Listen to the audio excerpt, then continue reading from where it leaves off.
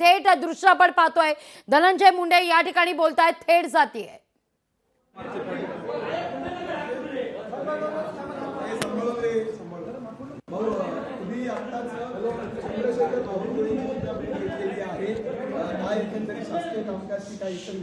नाही, काही शासकीय कामकाजाच्या संदर्भामध्ये आज आदरणीय बावनकुळे साहेबांची मी भेट घेतली. महसूल विभागाचे बीड जिल्ह्यातले आणि परळी विधानसभा मतदारसंघातले काही प्रश्न राहिले होते ते मार्गी लावण्यासाठी माझी आणि त्यांची आज भेट झाली. पवार ट्विट करत आहे, त्यांच्यावर आरोप होतोय की बीड पोलिसांनी काही पलन मागवलेलं आहे. हे पलन नेमके आता त्याची गरज आहे. एक लक्षात घ्या, एकंदरच या बाबतीत पोलीस प्रशासनाने स्टेटमेंट दिलेलं आहे की हे पूर्वीच ज्या खाटा मागवल्या होत्या त्या पूर्वीच मागवल्या.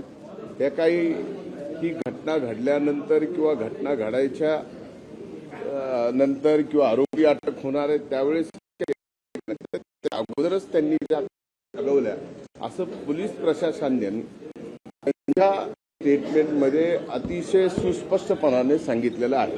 दरोडो सगळ्या गोष्टीमध्ये या सगळ्या गोष्टींमध्ये असं एक म्हणलं जातं की तुम्हाला तुमचा राजीनामा द्यावा ही वारंवार मागणी केली जाते.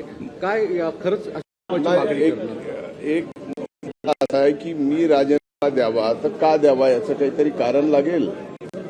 कुठल्याही प्रकरणामध्ये मी ना आरोपी आहे ना माझा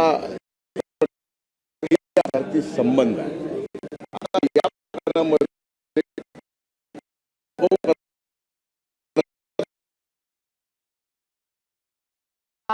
आवाज व्यवस्थित पोहोचत नाहीये आपल्यापर्यंत.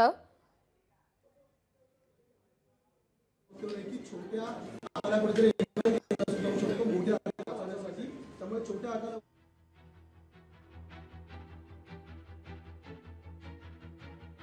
नेटवर्क प्रॉब्लेम असल्या कारणाने आपल्याला आवाज व्यवस्थित पोहोचत नाहीये धनंजय मुंडे यांचा. पण पोलीस कोठडीतल्या खाटांसंदर्भात धनंजय मुंडे यांनी स्पष्टोक्ती दिलेली आहे. या खाटा आधीच मागवण्यात आलेल्या होत्या. देशमुखची जी हत्या झालेली आहे, ज्यांनी हत्या केली आहे त्यांना फास्ट ट्रॅक कोर्टामध्ये नेऊन फावर चढवणं हा सगळ्यात पहिला उद्देश आमचा या प्रकरणामध्ये आहे. त्यामुळे कुणी काय बोलावं आणि कुणाचा काय होणार आणि काय नाही याला अर्थ नाही.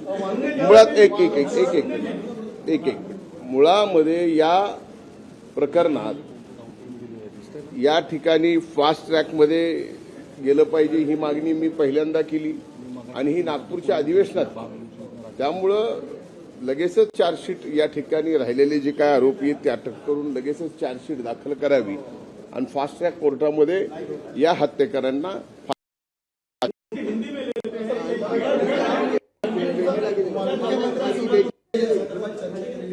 नाही.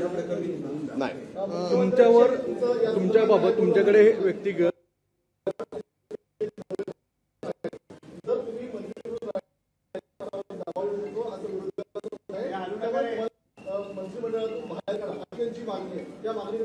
एक लक्षात घ्या, म्हणूनच हा तपास सीआयडीकडे दिलेला आहे.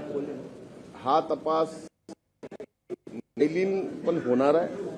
त्यामुळं त्या तपासाशी कुठल्याही प्रकारचा प्रभाव मी मंत्री म्हणून राहून होऊ शकत नाही. म्हणूनच या ठिकाणी सीआयडी, एसआयटी आणि न्यायालयीन ह्या तिन्ही प्रकारच्या चौकशा या ठिकाणी चालू आहेत. पालकमंत्री करू नये म्हणून या सगळ्या गोष्टी आहेत का? एक लक्षात घ्या, याच्यात का घडतं हे आम्हाला कळण्यापेक्षा माध्यमांना जास्त अगोदर कळतं. आता या बाबतीमध्ये का घडावं, या बाबतीत मीच पालकमंत्री, मीच मंत्री, मीच का नसावं, हे जे विरोध करणारे लोक आहेत आपण त्यांना प्रश्न विचारले तर अधिक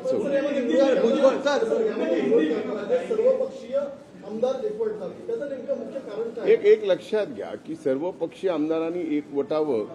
या हे एकवटणं एका निर्गुण हत्येच्या बाबतीमध्ये झालेलं आहे. त्यामुळे ते काही चुकीचं झालं असं मला म्हणता येत नाही. कारण ती घटना अतिशय दुर्दैवी आहे. आणि त्या घटनेमध्ये जे जे कोण दोषी असतील त्यांना फाशी व्हावी, हीच भूमिका तिथं सर्वांची जी आमची आहे.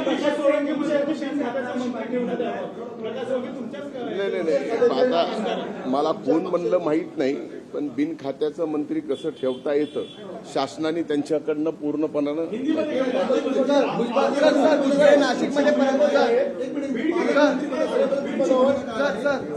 आमदार म्हणतात की मुख्यमंत्री किंवा अजितदादांनी बीडचं पालकमंत्रीपद घ्यावं. या बाबतीत जे निर्णय घेतील ते आमचे नेते आदरणीय दादा घेतील.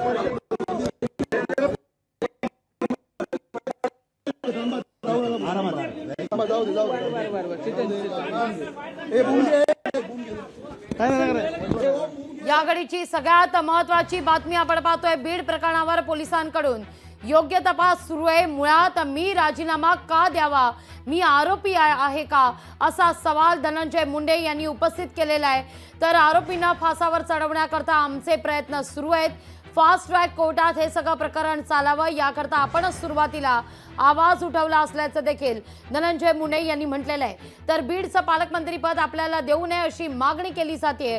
त्यावर बोलताना मात्र मीच पालकमंत्री का नसावं हे विरोध करणाऱ्यांना विचारा, असं देखील धनंजय मुंडे स्पष्ट करतायत.